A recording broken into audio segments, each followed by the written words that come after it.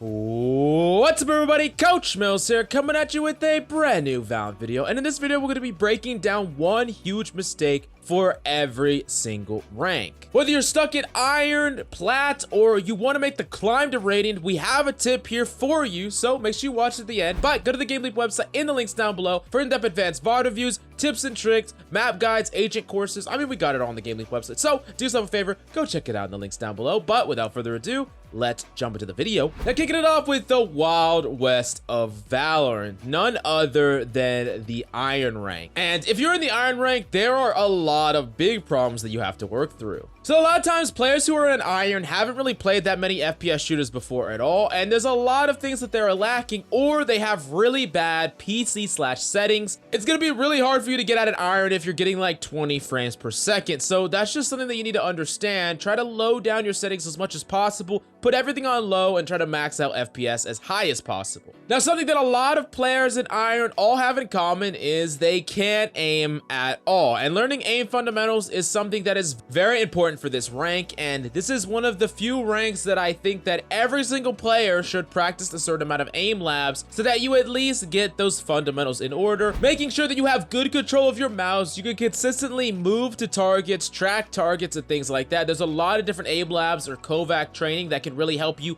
get the ball rolling, so to speak, as far as your mechanical skill. And really, you can go into the practice room, make sure that you're very consistent up against shooting bots, and then just grind a lot of free-for-all. You do a combination of these things. Once your mechanical skill gets to a certain point, you can easily climb out of the Iron rank. Now, moving up to the slightly bigger and better, but still deformed stepchild of the Iron rank, we have the Bronze rank. Now, while your average Bronze player is going to be better than the Iron rank, it's not going to be by much. And a lot of times, if you're in Bronze, you might be decent at other FPS games, but when coming to Valorant, Bronze players will consistently basically miss all of the Valorant specific fundamentals. Things like counter strafing, standing still while spraying, recoil control, and they either use their abilities terribly, like flashing their teammates, or they just don't use them at all. While it can be really overwhelming to try to focus on all these things at once, what I would highly suggest you do is focus on things one at a time. First, work on just hitting targets while you're standing still and controlling that recoil. Then start incorporating counter strafing and just counter strafe up against the wall, moving left and right, hitting the same dot every single time when you stop and shift that momentum.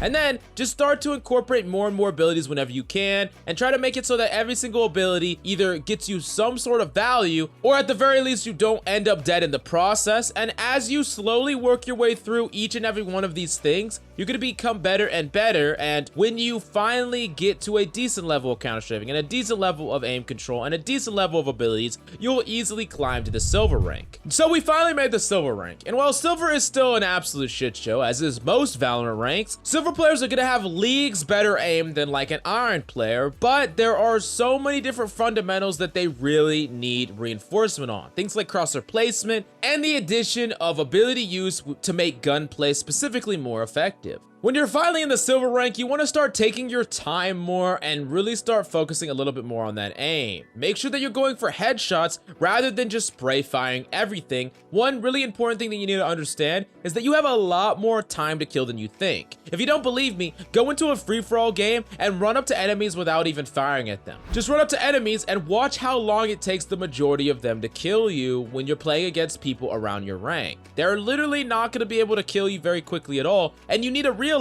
that if you take your time and you're really specific and targeted with your aim, you're going to be able to convert on a lot more headshots, a lot simpler, and you're just going to be more lethal as a result. And this also includes things like an operator, where a lot of times the big reason that you're not getting kills with the operator is because you're missing, not because you're not firing fast enough. And it's really the same for a lot of weapons. Now, in the Silver rank, I would also highly suggest deciding on a select number of characters to grind hard and master, and don't just start playing everything under the sun. Really, you should try to find a specific main, but then a couple of characters that you can flex to and still play decently well. You really want the character to become like the back of your hand, where you really know everything about that character. You don't have to think about shooting an enemy and dashing away, or how to use your abilities with Sova or anything like that. It's all intrinsic to you, and you're going to become better and better with that person's abilities and how they're going to work around your gunplay. Moving on to the next rank, we have Gold, which might just be one of the most toxic ranks in all of Valorant.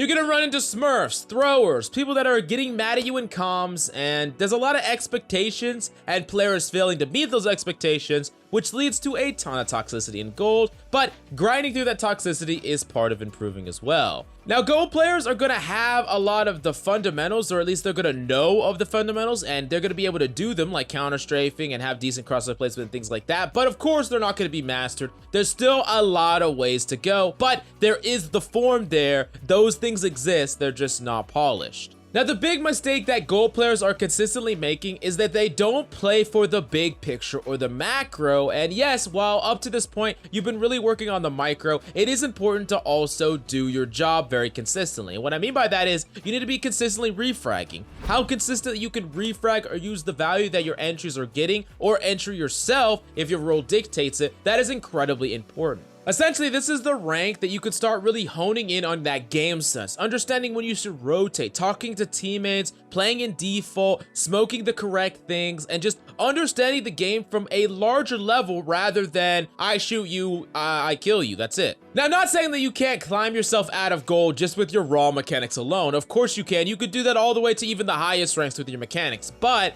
learning these fundamentals now are gonna get you past the gold rank, and it's also gonna set yourself up later down the line when you really know how to consistently refrag, do your job, and you understand the macro of the game a lot more as you transition to the higher ranks, where not just mechanical skill is gonna matter, there's also gonna be a lot of decision making in your games as well. Now, while incorporating a decent frame for fundamentals and starting to think actively and critically about the macro of the game, now you're actually going to finally make it up to the plat rank.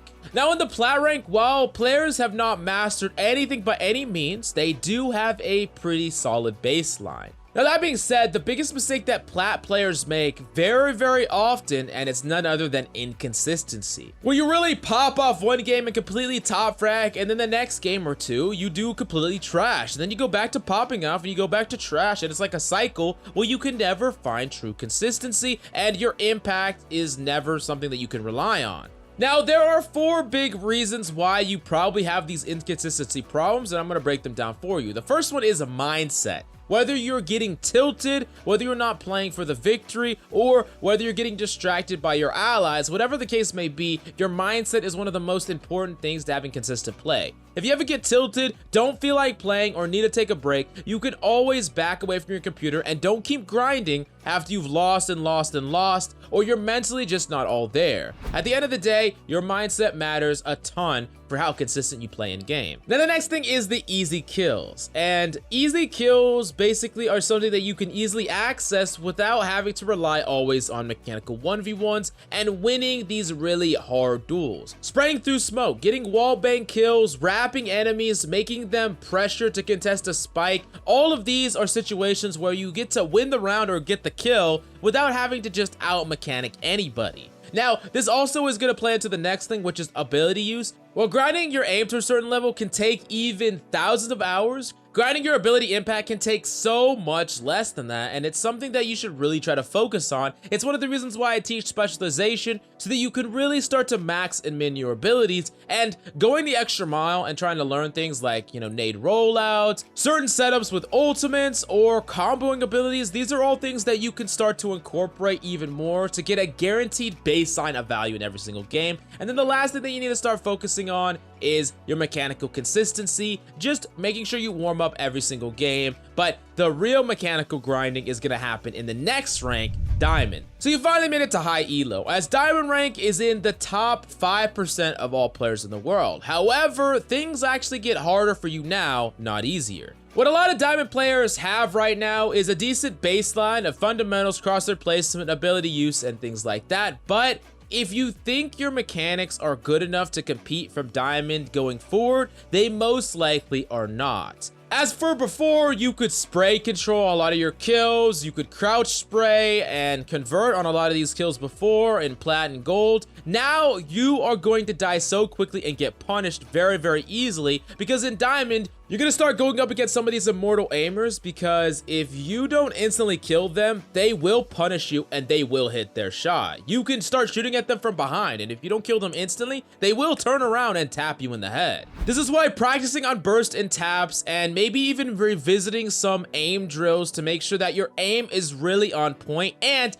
perfect crosshair placement plus movement. That counter strafing needs to be perfect. You can never have moments of inaccuracy, and that crosshair placement also needs to be right at where enemies are most likely to be holding. And this all comes together to make sure that you can at least have the tools to fight with players that have immortal mechanics. Because you gotta understand, if the enemy team is making worse decisions than you, and you are constantly challenging enemies in a favorable position because you have high game sense and good positioning, but you're still losing your duel because of your mechanical skill, you will never climb. And this is something that you need to revisit. Everyone needs to revisit when you get to the diamond rank, because the barrier to immortal and radiant, a lot of it is going to be predicated on a certain aim level. Now, in order to help me with the tips for the immortal and the radiant rank, I asked our in-house Game Leap top 100 radiant player Tanner, and this is the tip that he said, specifically the big mistake that players make in immortal. He says in immortal, a lot of immortal players lack absolute map awareness. You need to know the map like the back of your hand and constantly understand what angles you're submitting yourself to and how you can play around certain angles to make it so that you get another smarter angle on the enemy.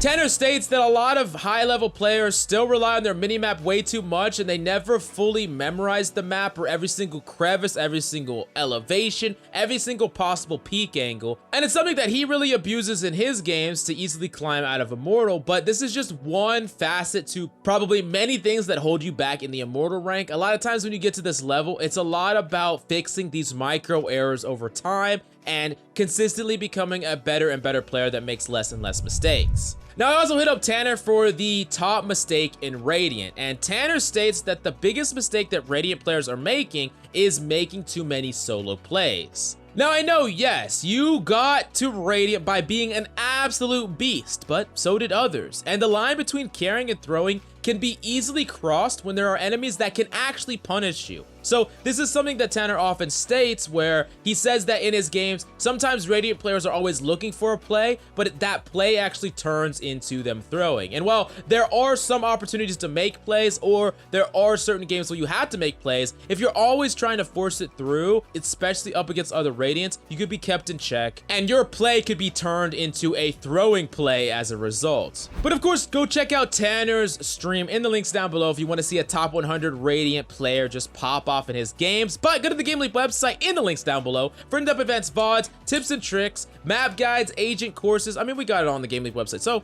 do yourself a favor, go check it out. But thank you so much for coming by. That's all I got for you today. I love your faces, and I'll see you tomorrow.